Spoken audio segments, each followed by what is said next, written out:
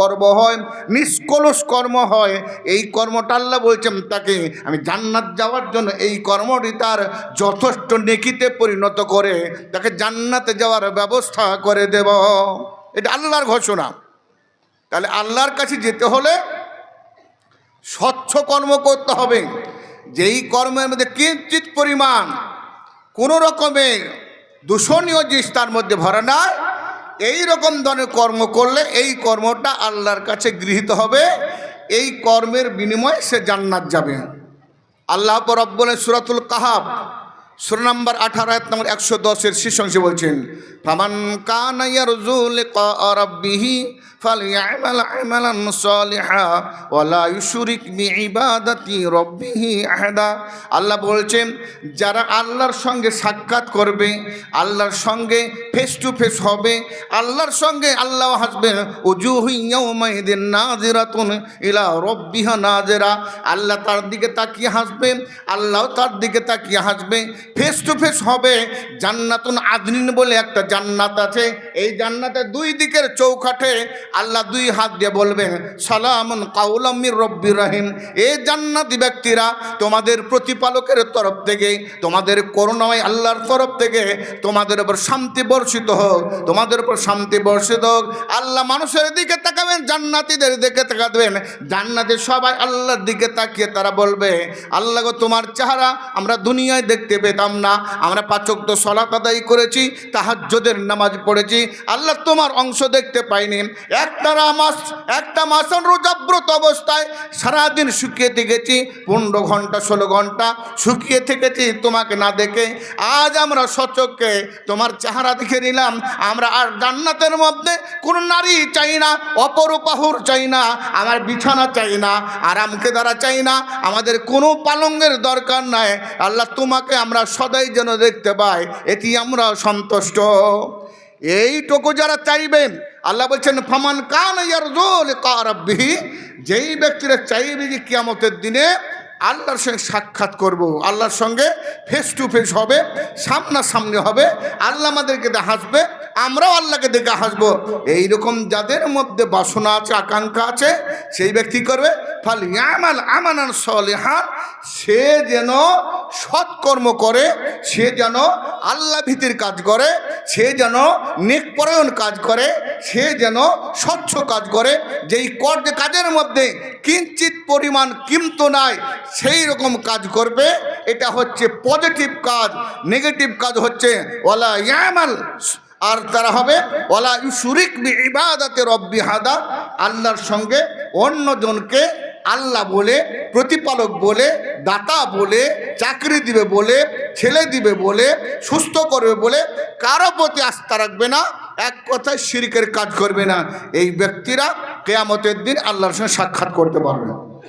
ভাইয়েরা, বন্ধুরা আমার, আল্লাহ রাব্বুল আলামিন পৃথিবীর মধ্যে আমাদের এই রকম স্বচ্ছ শিক্ষা দিয়েছেন। এই মাদ্রাসার মতো শিক্ষা প্রতিষ্ঠান থেকে এই রকম স্বচ্ছ শিক্ষা পাওয়া যায়। আবু হুরায়রা রাদিয়াল্লাহু তাআলা তিনি বলছেন, সহিহ বুখারীর প্রথম খণ্ডের 62-63 পৃষ্ঠার মধ্যেকার হাদিসটি বর্ণনা করছেন আবু হুরায়রা। তিনি বলছেন যে আমি লাকাদ রাআইতু মিন আসহাবি সিফফিনা সামিনা রাজুলান মিন আসহাবি সিফফ। তিনি বলছেন আমি স্বচক্ষে মসজিদ নববীতে আল্লাহ রাব্বুল নবী একটা মাদ্রাসা খুলেছিলেন। সেই মাদ্রাসার সর্বপ্রথম ছাত্র ছিল 70 জন। এই 70 জন ছাত্রের মধ্যে আমি আবু হুরায়রা হলাম সবচাইতে একবার নিম্নমানের জ্ঞানের ছাত্র ছিলাম। আমার জ্ঞানটা তো তীক্ষ্ণ ছিল না, হাফিজ তো সুম্মানাসিত, আমি পড়তাম ভুলে যেতাম, মনে হতো না। বিশ্বনবীর কাছে কাঁদতে কাঁদতে গিয়ে 2 চোখের অস্ত্র ঝিরে বললাম, নবী আল্লাহর কাছে দোয়া করুন, আমার আবু হুরায়রার যেন অন্তরটা বিদরিত হয়ে যায়, আমার অন্তর যেন খুলে যায়, আমার অন্তরে জ্ঞানের বার্তা আপনি পৌঁছে দেন। বিশ্বনবী আবু হুরায়রার বুকে হাত রাখলে বলেন, ইয়া আদুওয়াল্লাহ উখরুজ আন সাদরিহি। আল্লাহ রাসূল দোয়া করলেন আবু হুরায়রার বুকে হাত রেখে, ইয়া আদুওয়াল্লাহ, হে আল্লাহর দুশমন, উখরুজ আন সাদরিহি, এ দুশমন তুমি আবু হুরায়রার অন্তর থেকে বেরিয়ে যাও, একে স্বচ্ছ একজন ইমামদার তৈরি করে দাও, এর মনের মধ্যে যেন নিষ্কুলস ইমাম থাকে, এই রকম ইমাম তার মধ্যে তৈরি করা যায়। সেই দিন আল্লাহ রাসূল যখন দোয়া করলেন, আর আল্লাহ রাসূলের গায়ে একটা চাদর ছিল, চাদর কি যেন মন্ত্র পড়লেন, কি যেন দোয়া পড়লেন, তারপর আমাকে জড়িয়ে ধরলেন, বুকের সাথে বললেন, আবু হুরায়রা যাও, তুমি আর কখনো ভুলবে না। আবু হুরায়রা বলছে, তারপরে থেকে যেদিন আমি মুখস্থ করতে লাগলাম, আমার মাথায় মধ্যে ক্যাসেট তৈরি হয়ে গেল, আমার অন্তরটা ল্যাপটপ তৈরি হয়ে গেল, একটা শব্দ আমি আর কোনোদিন ভুলিনি। বিশ্বনবী যেই শব্দ আলোচনা করেছেন সেই শব্দ আমার কাছ থেকে মনে আছে। তাই তিনি বিশ্বনবীর কাছে 622 খ্রিস্টাব্দে মক্কা থেকে হিজরত করে মদিনায় গেলেন নবী। মদিনায় যাওয়ার পর 7ম বছরে একটা যুদ্ধ হয়েছিল, সেই যুদ্ধটার নাম হচ্ছে খাইবরের যুদ্ধ। এই যুদ্ধটা মসজিদ নববী থেকে 18 মাইল দূরে, এটা জায়গা হচ্ছে খ্রিস্টান অধ্যুষিত জায়গা, খ্রিস্টানদের বাস, সেই জায়গায় একটা যুদ্ধ হয়েছিল 7ম হিজরিতে। এই যুদ্ধের 3 দিন আগে সফর মাসে তিনি ইসলাম ধর্ম গ্রহণ করলেন, আর 11 হিজরির 3য় মাসে রবিউল আউয়াল মাসের 12 তারিখে নবী তাকে ছেড়ে চলে গেলেন। মাত্র নবীর সঙ্গে ঈমান এনে 3 বছর যে বেঁচেছেন আবু হুরায়রা, 2.5 লক্ষ নরনারীকে বিশ্বনবী 23 বছরে 2.5 লক্ষ নরনারীকে ইসলামের মধ্যে দীক্ষিত করেছিলেন, ইসলামের মধ্যে তারা প্রবেশ করেছিলেন। 2.5 লক্ষ নরনারীর মধ্যে পুরুষের মধ্যে সবচাইতে বেশি হাদিস বর্ণনা করেছেন তিনি হচ্ছেন আবু হুরায়রা। বিশ্বনবীর কাছ থেকে 5374টি হাদিস তিনি কণ্ঠস্থ রেখেছিলেন বিশ্বনবীর কাছ থেকে মাত্র 3 বছরে। তাহলে এই আবু হুরায়রা রাদিয়াল্লাহু তাআলা ছিলেন ওই পাঠশালার, ওই শিক্ষা প্রতিষ্ঠানের, ওই মাদ্রাসার 1ম নম্বরের ছাত্র। তাকে আসহাবে সুফফা বলা হতো। এরা জায়গির যখন আসতো, কেউ দুধ দিয়ে পড়াচ্ছেন, খেজুর দিয়ে পড়াচ্ছেন, তোর সবাই তারা কাড়াকাড়ি করে খেতেন। আবু হুরায়রা বলতেন, আমি পেট পড়ে মাটিতে বসে থাকতাম, আমার মাটিতে পেটটা পড়ে যেন আমার সুখ আসে, নবীর কাছে হাদিস শুনবো আমি। নবী 3 বছর নবীর পাঠ থেকে, নবীর শিক্ষা থেকে, নবীর টিপস থেকে, প্রশিক্ষণ থেকে কিঞ্চিত পরিমাণ আমি ঘুরে যাইনি। পেটে খেতে না পারেও আমি নবীর কাছে পেট পড়ে বসে থাকতাম, সেই জন্য নবীর কাছ থেকে আমি এতলা হাদিস মুখস্থ করেছি। তাহলে এটা হচ্ছে সেই পাঠশালা। এই শিক্ষা প্রতিষ্ঠান থেকে ছেলেরা প্রশিক্ষণ পাবে, কোরআন হাদিস শিক্ষা পাবে, দ্বীনের শিক্ষা পাবে। এই তো প্রশিক্ষণ বিশ্বনবী সাহাবাদেরকে দিয়েছেন। সহিহ মুসলিমের একটি হাদিস, সে হাদিসটা সহিহ মুসলিম আছে, সুনান নাসাঈতেও আছে, তারপর মুস্তাদরাক আহমদ ইবনে হাম্বলের হাদিসেও আছে। সহিহ মুসলিমের মধ্যে 8 নম্বর হাদিস, সুনানে আবি দাউদের মধ্যে 4695 নম্বর হাদিস, সুনানে নাসাইর মধ্যে 4990 নম্বর হাদিস, জামি সহিহর মধ্যে 367 নম্বর হাদিস, আর মুসনাদ আহমদের মধ্যে হচ্ছে 397 নম্বর হাদিস। এতগুলা সহিহ হাদিসের মধ্যে হাদিসটা বর্ণনা আছে, অনেক বড় হাদিস। এই হাদিসটাতে 1 ঘন্টা ওয়াজ করা হবে। যদি এর আনুষঙ্গিক ব্যাখ্যা করি, এই হাদিসটার আমি সার অংশ সম্পন্ন বলবো হাদিসের ইবারত সহ। এই হাদিসটাকে বলা হয় সপ্ত ঈমান। এই হাদিসটাতে ঈমানের 7টা জিনিস আছে।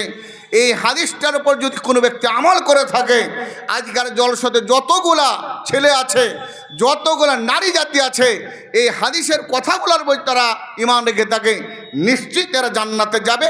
এর মধ্যে কোনো জান্নাত থেকে বঞ্চিত হবে এর কথার কোনো রকমের অবকাশ নেই। বিশ্বনবী বললেন, এই হাদিসটাকে হাদিসে জিবরিল বলা হয়।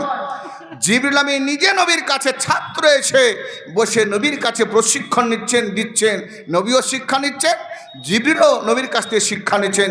এইভাবে হাদিসটা বর্ণনা করছেন মুসলিম জাহানের 2য় খলিফা, নবীর নিজের শ্বশুর হাফসা রাদিয়াল্লাহু তাআলা আনহার পিতা ওমর ইবনে খাত্তাব রাদিয়াল্লাহু তাআলা আনহু, তিনি হাদিসটা বর্ণনা করছেন। ওমর ইবনে খাত্তাব রাদিয়াল্লাহু তাআলা আনহু তিনি নবীর কাছ থেকে 539টি হাদিস বর্ণনা করেছেন। 539টি হাদিস বর্ণনা করে সাহাবী তিনি ওমর ইবনে খাত্তাব রাদিয়াল্লাহু তাআলা আনহু। এই হাদিসটা বিভিন্ন সহিহ হাদিস আছে, বুখারীতে নাই, কিন্তু মুসলিমের 8 নম্বর হাদিস, সুনান আবু দাউদের 4695 নম্বর, নাসাইর 4990 নম্বর হাদিস, তারপর জামিউ সহিহর মধ্যে 367 নম্বর হাদিস, মুসনাদে আহমদের মধ্যে 397 নম্বর হাদিস, এই হাদিসটা বর্ণনা করা আছে। তিনি বলছেন, ওমর ইবনুল খাত্তাবী রাদিয়াল্লাহু তাআলা আনহু قال বাইনামা ইনদা রাসূলিল্লাহ সাল্লাল্লাহু আলাইহি ওয়াসাল্লাম যাত ইয়াউমিন, ওমর ইবনুল খাত্তাব বলছেন, আমরা নবীর কাছে একদা আমরা কতগুলো সাহাবী বসেছিলাম, বাইনা নাহনু ইনদান নবী সাল্লাল্লাহু আলাইহি ওয়াসাল্লাম, আমরা আল্লাহ রাসূলের কাছে, আমরা যে ছাত্রকে নিয়ে টিপস দিই, ক্লাসে হচ্ছে কি ও মসজিদে আসরের নামাজ পড়ে হোক, ফজরের নামাজ পড়ে হোক, ঈশার নামাজ পড়ে হোক, যে কোনো নামাজের মাধ্যম দিয়ে শিক্ষকদেরকে, গ্রামের মুসল্লিদেরকে কিছু প্রশিক্ষণ দেওয়া হয় 10 মিনিট পার মিনিট।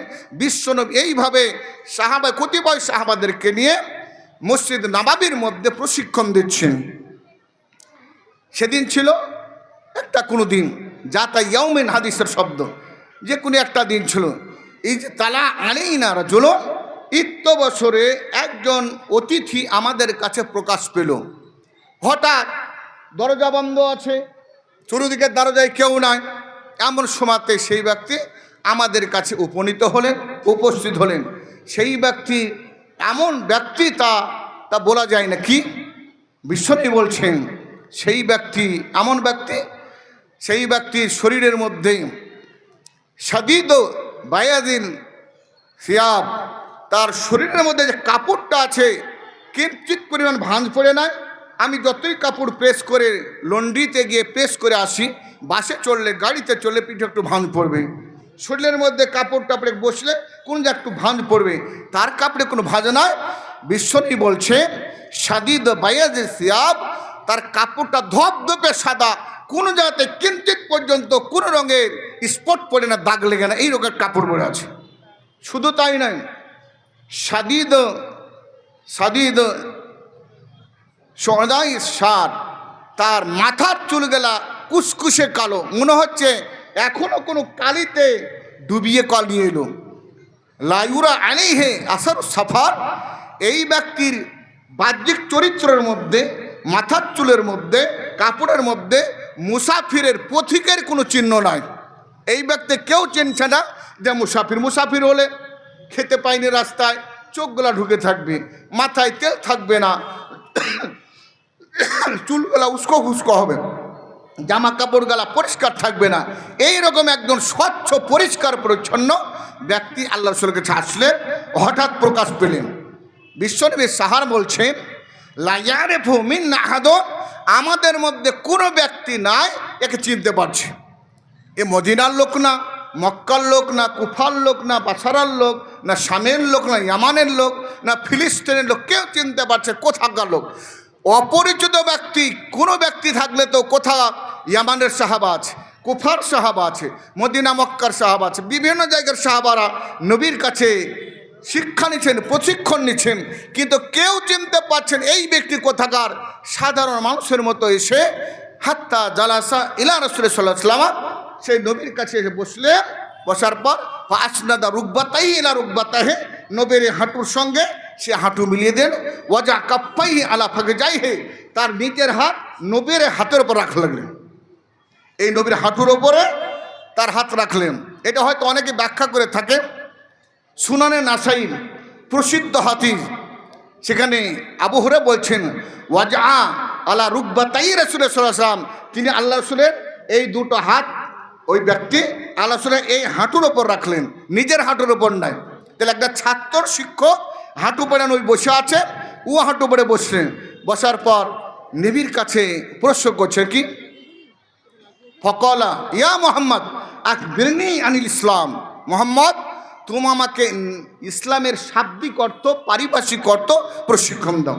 ইসলামের শাব্দিক অর্থ কি, ইসলামের পারিভাষিক অর্থ কি, ইসলামের সানিম অর্থ কি, তুমি ইসলাম সম্পর্কে আমার প্রশিক্ষণ দাও। বিশ্বনবী ওই প্রশ্ন ছাত্রতে প্রশ্ন করেছে শিক্ষককে, ইয়া মুহাম্মদ, নবীকে মোহাম্মদ বলে ডাক দিয়েছে, ইয়া মুহাম্মদ আকবিরনি আনি ইসলাম, তুমি আমাকে ইসলাম সম্বন্ধে জানিয়ে দাও, ইসলামের প্রশিক্ষণ দাও, ইসলামের শিক্ষা দাও, ইসলাম কি জিনিস তুমি আমাকে জানিয়ে দাও।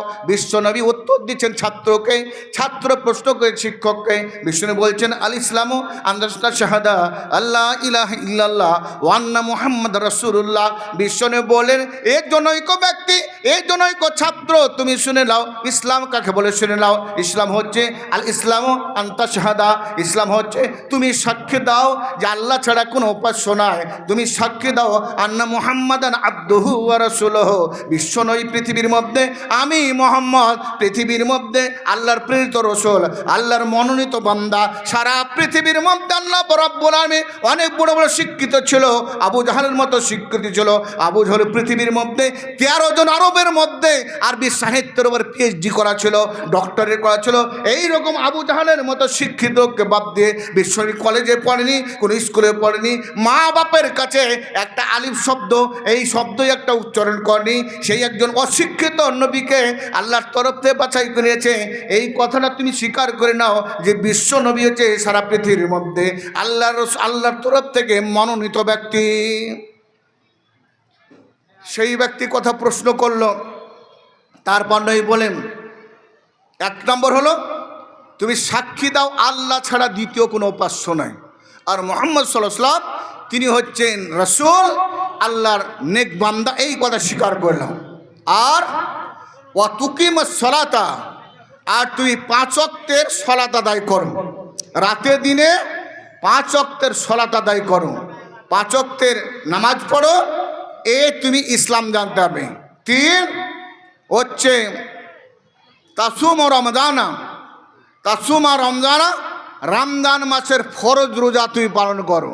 4 তুয়াজ্জে যাকাতা, আর তুমি ফরজ যাকাত আল্লাহর পথে প্রদান করো।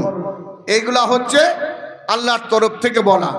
আর 5 হচ্ছে আন তাহুজ্জাল বাইতা ইন ইসতাতা ইলাইহি সাবিলা, আর তোমার কাছে যদি টাকা থাকে, অর্থ থাকে, কাবা ঘর ভ্রমণ করতে যাওয়ার, দর্শন করতে যাওয়ার, তাহলে হজের যদি তোমার কাছে উপকরণ থাকে, টাকা থাকে, তুমি কাবা ঘর হজ করতে, এই গলা হচ্ছে ইসলাম। প্রশ্ন করলেন শিক্ষককে, শিক্ষকে উত্তর দিচ্ছেন ছাত্রকে, ছাত্র উত্তর শুনে বলছে সাদাক্তা, আপনি সত্য বলেছেন। তার ছাত্রের প্রশ্নের উত্তর জানা ছিল, ছাত্রের প্রশ্নের উত্তর জানা ছিল, তার জন্য বলছেন সাদাক্তা, আপনি সঠিক উত্তর দিয়েছেন। ছাত্র যদি জানা না থাকতো তাহলে কি বলতো, মনে হচ্ছে ঠিক হলো না, বলতে পারছি না। ছাত্র শিক্ষকে ভুল বল না ঠিক বল বুঝতে পারছি না। আল্লাহ রাসূল যে উত্তর দিলেন তার মনোপত উত্তর হয়েছে, যথারীতি উত্তর হয়েছে, মনকে আকৃষ্ট করার, আপ্লুত করার উত্তর হয়েছে। সেই জন্য ওই ব্যক্তি বলেন সাদাক্তা, তুই সত্য বলেছ, সঠিক উত্তর হয়েছে। এই কথা বলার পর সাহাবারা যারা বসেছিলেন, ওমর ইবনে খাত্তাব বলছেন আমি বসে আছি, বড় বড় দিকপাল পণ্ডিত সাহাবারা বসে আছেন, তারা বলছেন ফাজিবনা লাহু, আমাদেরকে আশ্চর্যম্বিত লেগে গেল। ইউসআলুহু ইউসাদ্দিকুহু, ইয়াসআলুহু ইউসাদ্দিকুহু, ছাত্রের মতো প্রশ্ন করছে, শিক্ষকের মতো সার্টিফাইড করছে। ছাত্র প্রশ্ন করলো, আবার উত্তরটাকে সঠিক বলে জানাচ্ছে। এই প্রশ্নের উত্তর শুনে, তার কথা শুনে আমাদেরকে খুব বিস্মিত হলাম, আমরা চিন্তিত হলাম, আশ্চর্যম্বিত হলাম। ছাত্রতে ছেলে শিক্ষককে প্রশ্ন করছে, আর সেই প্রশ্নের আবার সঠিক উত্তর বলে জানাচ্ছে। এ আবার কেমন ছাত্র, কেমন শিক্ষক হলো। আবার সঙ্গে সঙ্গে ওই ব্যক্তি বলছেন ইয়া মুহাম্মদ আখবিরনি আনিল ঈমান, হে মোহাম্মদ তুমি আমাকে জানিয়ে দাও ঈমান কি জিনিস, বলো ঈমান কাকে বলে, বলো ঈমান কি জিনিস তুমি জানিয়ে দাও, ঈমান সম্বন্ধে আমাকে পরিচিত করিয়ে দাও, আমি ঈমান সম্বন্ধে জানতে চাইছি। নবী বললেন আল ঈমানু আন তুমিনা বিল্লাহি ওয়া মালাইকাতিহি ওয়া কুতুবিহি ওয়া রুসুলিহি ওয়াল ইয়াউমিল আখির ওয়া তুমিনা বিখাইরি মিন শাররিহি ওয়া খাইরিহি। বিশ্বনবী বললেন এ জনৈক ব্যক্তি, ছাত্র তুমি শুনে নাও, ঈমান হচ্ছে আন তুমিনু বিল্লাহি, তুমি আল্লাহর প্রতি ঈমান রাখো। রাখো, ফেরেশতাদের প্রতি ঈমান রাখো, পূর্বে যত নবী এসেছে সমস্ত নবীর ওপর ঈমান রাখো, কিয়ামতের দিনের প্রতি ঈমান রাখো, সমস্ত পৃথিবীতে যত ফেরেশতা আছে তাদের প্রতি ঈমান রাখো। আনতুমিনা বিল কদরি খাইরিহি ওয়া শাররিহি, আর তুমি এর ওপর ঈমান রাখো তোমার জীবনে ভালো মন্দ যা কিছু ঘটবে এটা তোমার ভাগ্যে লেখা ছিল, এই ভাগ্যের উপর তুমি বিশ্বাস রাখো।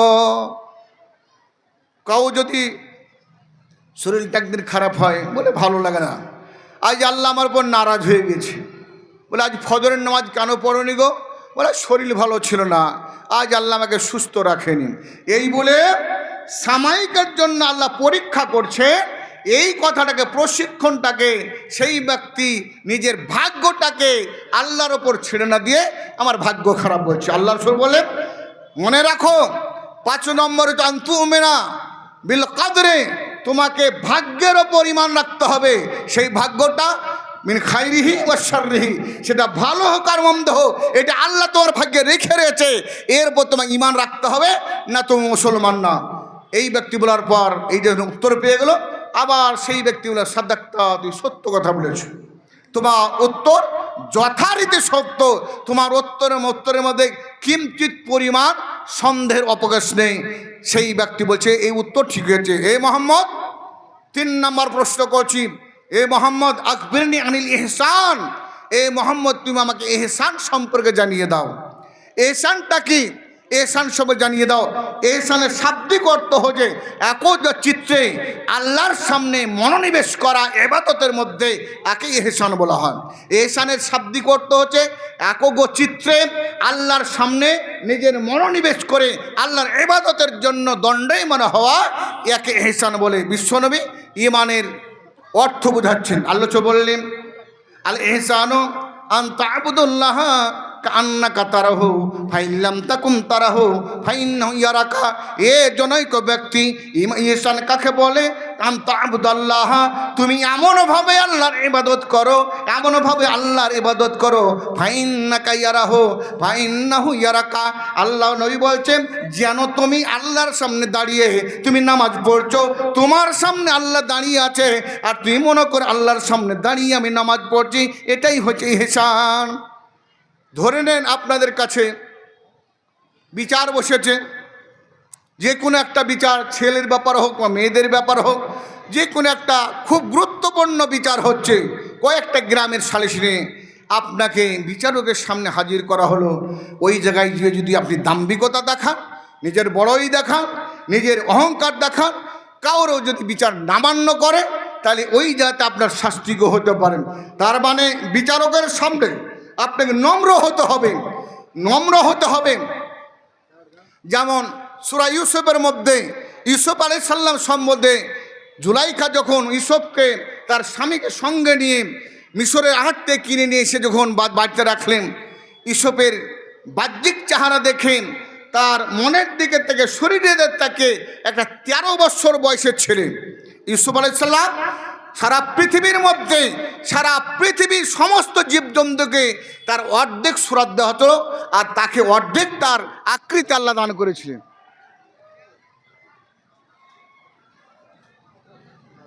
লাইনি পালাও না, জেনারেটর চলছে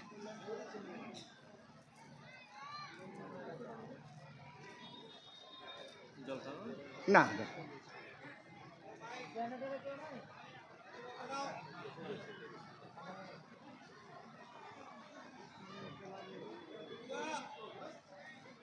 যাক মাশাআল্লাহ,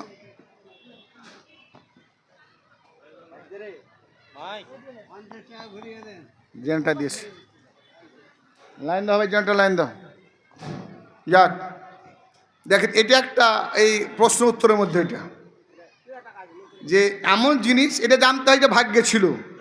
আল্লাহ এটা এই পৃথিবী সৃষ্টি হওয়ার 50,000 বছরে লেখা ছিল, এখন বাজছে ধরে নেন 10টা 18, এটা লেখা ছিল যে 10টা 18-তে অমুক দিন অমুক রাতে কারেন্ট থাকবে না, একটু এটা লেখা ছিল। এটা ভাগ্যে চিন্তা করতে হবে। এটাও আমার ভাগ্যে লেখা ছিল যে রিয়াজুল ইসলাম বক্তব্য দিবে 10টা 18 মিনিটে অমুক সময় লাইন পালিয়ে যাবে, এতটা সময়, এটাও লেখা ছিল। এটা বিশ্বাস করতে হবে, বুঝলেন তো। আল্লাহ রাসূল যখন ইউসুফ আলাইসাল্লামকে কিনে নিয়ে এলো 13 বছর বয়স। ঘরের মধ্যে তার স্বামী তো বাইরে কোথাও থাকেন। ইউসুফ তার ছেলেটার আকৃতি দেখে, চরিত্র দেখে, তার বাহ্যিক চেহারা দেখে বলছে, হাই তা লাগিয়ে এসো, তুমি আমার কাছে এসো, গল্প করো, আমার মনোরঞ্জন করো, তোমার সঙ্গে আমার গল্প করতে, জড়িয়ে ধরতে আমার ইচ্ছা করছে, এসো। হাম্মা বেহা, তিনি যখন চেষ্টা করলেন, আর ইউসুফ আলাইহিস সালাম চেষ্টা করলেন। যখন একটা জিনিস দেখবেন, খড়ে আর আগুনে একসঙ্গে যদি থাকা যায়, অনেক চেষ্টা করলে খড়ে আগুন ধরার চেষ্টা হবে। যদি শুকনো খড় থাকে আর এই জায়গাতে যে আগুন জ্বলে, তাহলে এই খড়ের সঙ্গে আগুনের যে অ্যাডজাস্ট হবে না, আগুন ধরবে না, এটা বিশ্বাস করবে না। এইসবও চেষ্টা করলে জুলেখাও চেষ্টা হলো। এমন সময়তে দেখছে তার তফসিরে, সহি তফসিরটা কুরতুবে লিখছে যে ইউসুফ আলাইহিস আব্বা ইয়াকুব আলাইহিস সালাম দরজার কাছে আঙুল দিয়ে বলছে, ইউসুফ, বা আল্লাহ দেখছেন ইউসুফকে এই কাজ থেকে বিরত রাখা মুশকিল আছে। এমন একজনকে কাঠে পালে তার নিজের আব্বাকে। আব্বা আছেন কত দূরে, কেনানে পড়ে আছে, 2 চোখের অন্ধ হয়ে গেছেন ছেলের জন্য, কিন্তু আব্বাকে আল্লাহ তার সুরাতটাকে, আকৃতিকে, প্রতিচ্ছবিকে দরজায় আটকে দিয়ে ইউসুফ তাকে দেখছেন। আব্বা মুখে আঙুল দিয়েছে। আব্বা বলছে, ইউসুফ, তুমি একই কাজ করতে, তুমি নবী হবে, তুমি নবীর ছেলে, তুমি মিশরের রাজা হবে, তুমি খাদ্যমন্ত্রী হবে, তুমি আল্লাহর মনোনীত বান্দা, এই কী করছো? সঙ্গে সঙ্গে এই কাজ থেকে সব বিরত হয়ে গেলেন। তাই একজন মহামানুষ যদি কাছে থাকে একটা লজ্জা হয়, তো আল্লাহ মানুষের নামাজের অবস্থা ডাক থাকবে। আল্লাহ বলে, আন তা'বুদাল্লাহ কাআন্নাকা তারাহু, তুমি এমনভাবে আল্লাহর ইবাদত করো যেন তুমি আল্লাহকে দেখতে পাচ্ছ।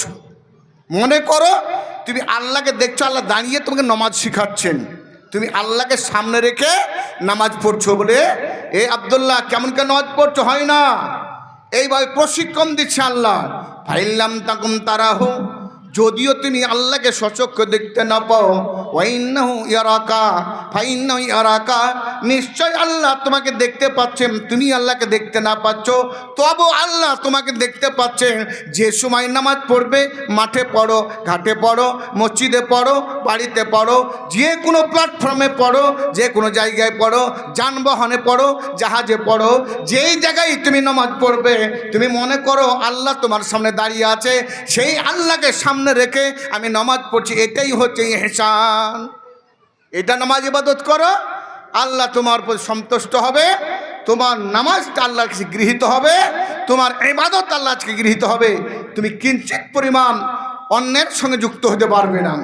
অতবার সেই মহান ছাত্র জিজ্ঞাসা করছেন, হে মোহাম্মদ, তিনি বলছেন যে তুমি আকবিরনি আনিস সাআত, এ মোহাম্মদ তুমি বলো কিয়ামত কখন হবে, কিয়ামত কখন হবে, এই উত্তরটা তুমি আমাকে বলে দিও। এতক্ষণ তোমাকে 3টা পেলাম, ইসলাম কাকে বলে, ঈমান কাকে বলে, ইহসান কাকে বলে, 3টার উত্তর যথারীতি পেলাম।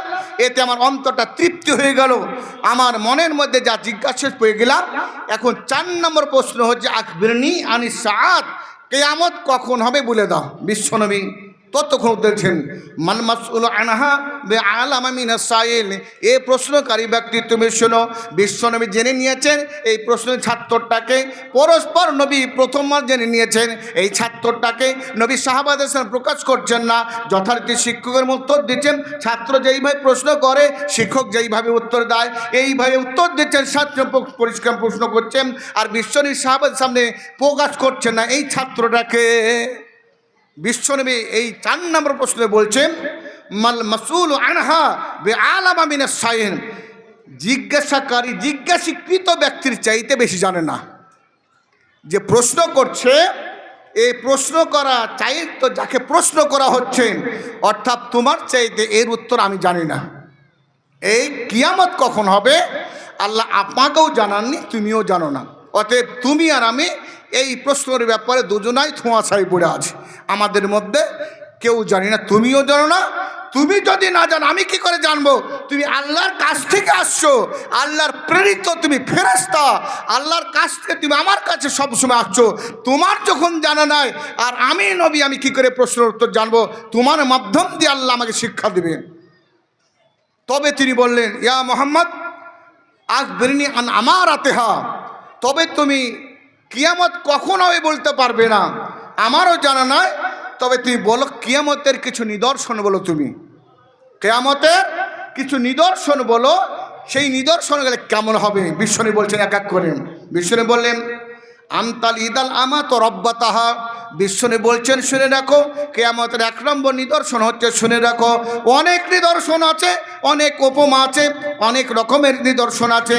এক নম্বর নিদর্শনে লাগো আমতালিদাল আমাত রব্বাতাহা, নিজের বাড়ির ছেলে মেয়েরা মা বাপকে চাকরের মতো দেখবে।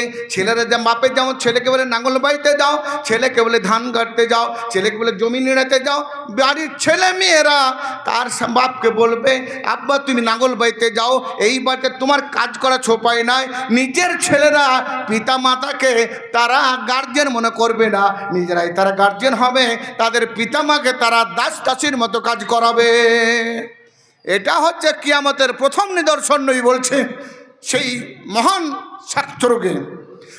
ছাত্রকে বলছেন আনতালিদাল আমাত রব্বাতাহা, বাড়ির কাজকরণী তার গার্জেনকে জন্ম দিবে।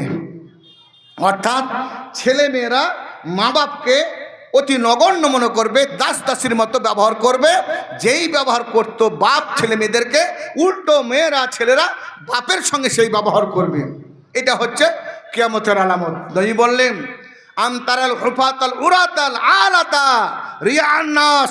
নবী বললেন এ মহান ব্যক্তি শুনে নেন, কিয়ামতের নিদর্শন কি আর আমতারাল হুফাতাল উরাতা, আপনি যখন দেখতে পাবেন যারা নিম্নমানের লোক তারা দেশের মধ্যে নেতৃত্ব পাবে, দেশের নেতা হবে, মাদ্রাসার নেতা হবে, সমাজের নেতা হবে, সমাজ পরিচালনা করবে। সমাজের মধ্যে তার কিঞ্চিত পরিমাণ দিনের জ্ঞান নাই, দিনের শিক্ষা নাই, দিনের প্রশিক্ষণ নাই, এই রকম ব্যক্তিরা দেশ পরিচালনা করবে। জেনে নেবে আনতারাল হুফাতাল উরাতা, হুফাতা মানে তার পায়ে কোনো চপ্পল থাকবে না, খালি পায়ে হেঁটে বেড়াবে। ওরাতা পরনে কোনো পোশাক থাকবে না, ল্যাংটে ঘুরে বেড়াবে। বলে আলাতা, তার শরীরের মধ্যে কোনো রকমের পোশাক থাকবে না, উলঙ্গ হয়ে তারা ইউজিন কভার হয়ে এইভাবে রাস্তায় ঘুরে বেড়াবে। শুধু তাই না, অরিয়ান নাস অরিয়া শাম, তারা ছাগল চড়িয়ে বেড়ে, মাঠা রাখাল, রিয়া মানে রাখাল, শাহ মানে ছাগল, মাঠে ঘাটে ছাগল চড়িয়ে বেড়াবে। এই রাখাল দেশকে চালনা করার জন্য নেতা হবে। এটা হবে কিয়ামতের আলামত, নিদর্শন। অতবার বিশ্বনবী বললেন ইয়াতাতালাউনা ফিল বুনিয়ান, এই রকম লোকেরা বড় বড় দুতলা তিনতলা বিল্ডিং তৈরি করবেন।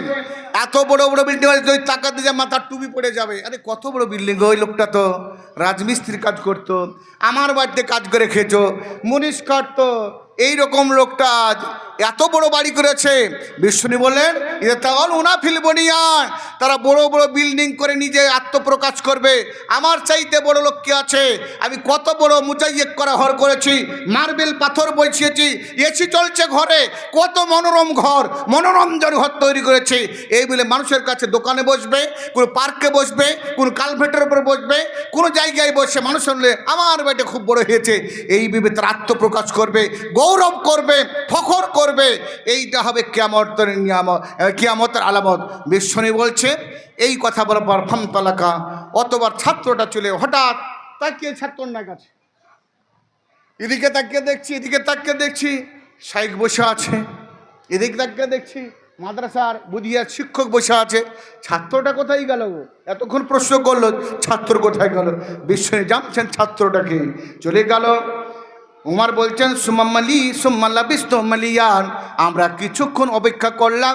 অতবার বিশ্বনী বলছেন এ উমার তুমি জানো, ফাকালা রাসূলুল্লাহ সাল্লাল্লাহু আলাইহি ওয়াসাল্লাম ইয়া উমারু আতাদরি মান ইসরাইল, এই উমার তুমি জানো ওই প্রশ্নকারী ব্যক্তি কে ছিল, তোমাদের কি জানা আছে?